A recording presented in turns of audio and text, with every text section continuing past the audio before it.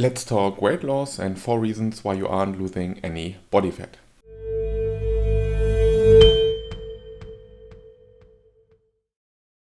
Hello and welcome to another video.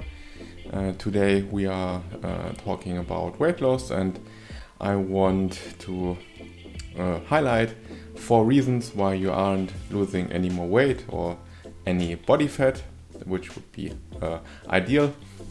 And before we start into it, it would be really cool if you could like this video and subscribe to my channel. I saw in my analytics that most people watching my videos aren't subscribers, so maybe you can help me change this. So now, weight loss. In principle, losing body weight is quite easy. It's calories in, calories out, and that's pretty much it. Of course, in daily life, this is a little bit more difficult. There's more to it than just a simple equation. So I want to highlight 4 different reasons why you might not lose any more weight. The first reason are cookie cutter plans. Basically those plans that you can buy from your favorite social media influencer. They are just, very generic. They don't really take into consideration any of your personal preferences or your overall lifestyle. So it's easy for your influencers to sell them by the thousands or the millions, but it's not necessarily easy for you to actually follow through with it. It's hard to follow a plan that really just has nothing to do with your life, what you like, and basically tells you to eat chicken, broccoli, and rice. I want chicken, rice, and steamed broccoli with no butter and no oil. And just, be quiet about anything else. Often if you have these plans and then you tell them, hey, well, that's not working for me, they will tell you that it's your fault, that you just should stick to the plan and don't complain because it worked for so many, it's going to work for you too. But that's not really what you need to do. What you need to do is find a better plan, one that suits you. So there's always room to adjust a diet plan, a nutrition plan to what you actually like to eat, or any upcoming events like a wedding. So there are techniques you can use, like maybe a diet break or intermittent fasting when there is a big dinner coming that you just want to be part of. There is always some wiggle room for you to adjust. So a very rigid cookie cutter plan isn't the way to go in most cases. Makes it hard to adhere to it. So just in my case, I like pizza, I like cheesecake. Pizza. And I will always make room for something like that if I really want to. It's not going to be my staple food when I'm cutting weight, but there is no reason not to have your favorite food in there. What is true for your diet plan is also true for your cookie cutter training plan. If your training plan that you got from the internet, from some potential influencer that is focusing only on fancy, cool-looking exercises that burn a lot of calories or tone your muscle, instead of using compound lifts that focus on actually building muscle, getting you stronger, you might need to reconsider what you are doing there.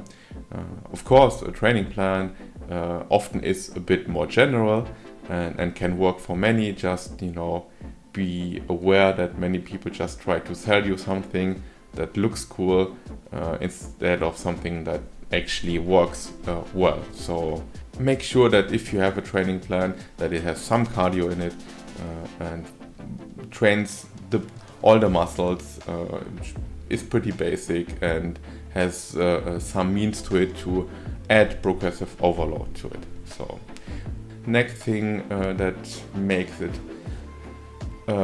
difficult to keep progressing on your weight loss journey is if you have no accountability whatsoever. The lack of accountability is something many people suffer from. So not tracking your weight, not tracking calories, not having someone you actually talk to about this, could be a friend, could be a coach, whatever, is going to hinder your weight loss or training progress for that matter. If no accountability is not really helping, so then we might add some accountability. And there are a couple of methods that you can use to create more accountability. This really depends on where you are, what you like, what you don't like, what you feel well. But in terms of seeing changes during your weight loss, you could of course go on the scale. This is something that many people dread, which I can understand. If you have no problem with it, I suggest really to go on the scale every day and then take your 7-day average.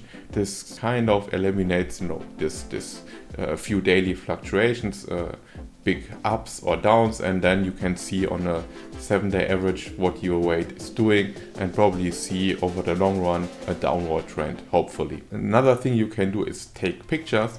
Take one picture every week, and then throughout the weeks, months or years, I have been taking pictures now for years. You can always go back and see what changed, what didn't change. Is actually something changing? This is especially helpful if you are new to this and you started training with weights, and because then you might not see any changes or only very little changes on the scale, as in the number. It might stay pretty much the same. But if you take pictures, you actually can see that you get into a better body shape, that you see that your belly fat is actually starting to go away. It's kind of compensated by having more muscle, which is a good thing for most people. So you might, take pictures. You can also take measurements from your arms, chest, waist, belly, legs. And over time you will see changes there too that might not be visible at first glance on a scale. It's really more about what works for you. None of these things is perfect, but they give you an idea to see is there some progress that you might miss that isn't on the scale. And the scale is really not the most important part about this. It's changing habits and getting healthier in the way there. That is what is important and not some arbitrary number. If you never dieted before, you might also benefit from tracking your calories. Doesn't have to be forever, maybe for a few weeks, just to get an idea how many calories are actually in your food.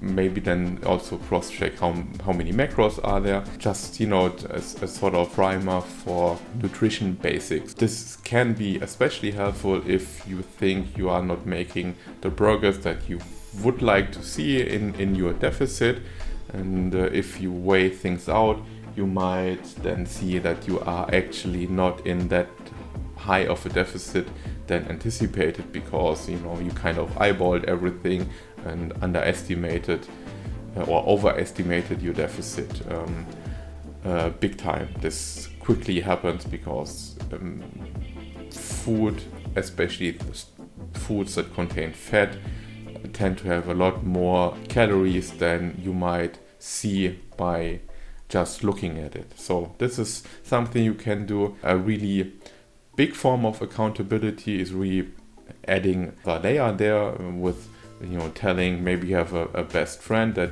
and you tell your friend that you are on this weight loss journey. You ask them to check in every now and then, asking you how things are going, how you feel, if maybe you show them the weekly pictures, whatever you might find helpful. So just that you are not alone in this journey and that you have someone on your side that actually cares. This can make this a lot easier to do this for weeks and months, and in some cases maybe even for years.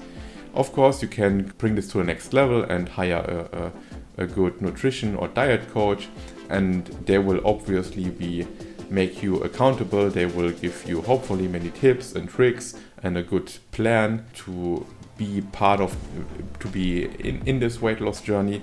You will hopefully have regular check-ins with them, in which you give them feedback, they give you feedback, and a very solid and good nutrition and diet coach will make sure that their general plan will be adjusted to your lifestyle, what you like, how your working schedule, and not the other way around, that they have a plan and you have to kind of make it fit. This is really important. For some, the simple fact that they're paying someone a certain amount of money adds even another layer of accountability, because they feel now they are investing something, and you are investing in yourself in this case, that they really want to get something out of. The third thing that might hinder your weight loss progress are extreme plans in terms of diet or exercise. I addressed at least extreme diet plans and crash dieting in another video. We'll link to it. And also especially the crash dieting, I wrote a long blog post a few years ago addressing this too.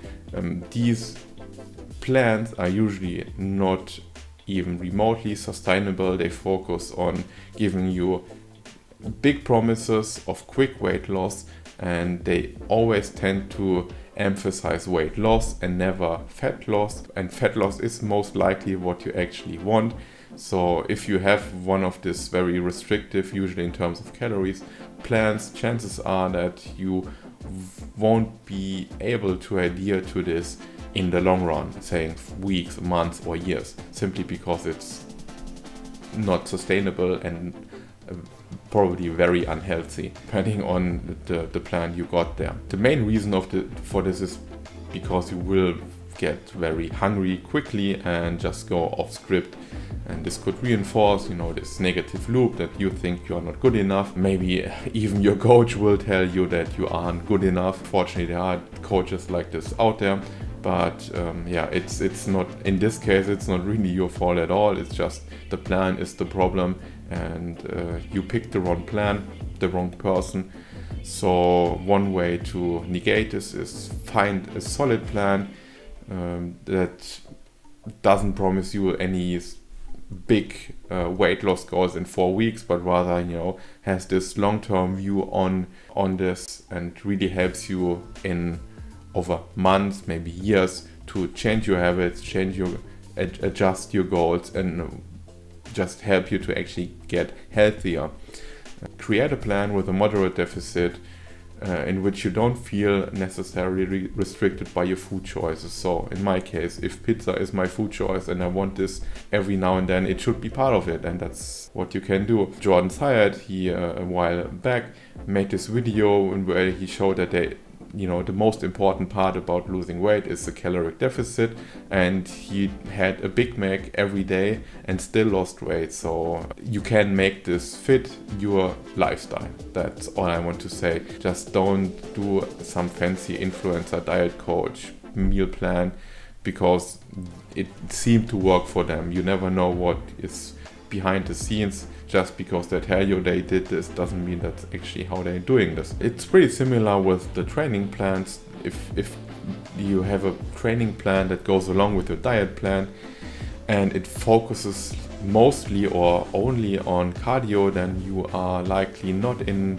the very best way to make this a sustainable long-term journey.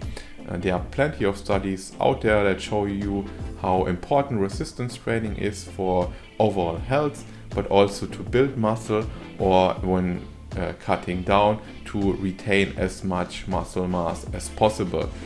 So this would be difficult with cardio only to emphasize fat loss, but you are more likely to emphasize overall weight loss, which means you are going to lose muscle too. So for a more sustainable approach, add resistance training to your training program. Try to build muscle and aim to actually build muscle mass. This will help you in the long run to not yo-yo diet and keep the weight off for good. Still, cardio has its place in a sustainable training plan. It's good for your heart health.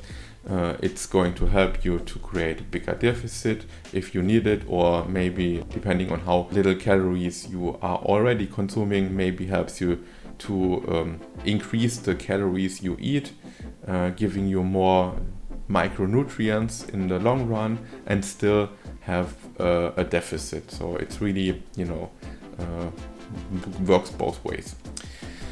Basically what you might want to do is pick a form of cardio that you enjoy, that you like, that you can do consistently. Could be, go jogging a few times a week, or you do 2 HIIT sessions a week, or maybe you just go out there and just go for more walks. It's really up to you what you like, what works for you. I'm not a big cardio guy. Every now and then I jump on my bike, but what I'm actually really doing is I go and walk a lot before work, lunch breaks, after I trained in the evening. So I make sure that I actually walk as much as I can, no matter if I'm cutting or not, just to be there. So when I'm cutting, I might add a few HIIT sessions a week, just to help me lose weight. So find what works for you and not what works for the sales of an influencer. And lastly, the most important point why you might not see any long-term changes anymore is you are not enjoying the process, you are not having fun doing this. It sounds trivial, but it's, I think, the most important part. If you really want to stay on track, no matter what this is in life, cutting weight, getting stronger, getting a degree, it's really difficult to stay consistent every day for weeks, months, even years if you don't like the process. So find a way to make this process fun and enjoyable. This will make it a lot easier to stick to it in the long run, especially on the days that you don't feel like doing it. It's easy to do something if you want to do it in that moment, but it's a lot harder if it feels like everything is working against you and you don't want to do it. Then you might find might be difficult. So the best way to do it is to actually find your why. Why are you doing this? Why do you want to achieve this goal? What is your reason? If you have such a why, it will be a lot easier on the bad days to follow through, because hey, this is my vision for myself, for my health, for my studies, for my life, whatever it might be, and still stay focused and go with it. Also, in terms of not being fun, if you consider making these changes, starting to lose weight, going to the gym, don't go from 0 into 100 in 2 weeks if you never went to the gym. Now, the last couple of years, don't expect that you can just flip the switch and work out 6 days a week, and I think this is going to be sustainable.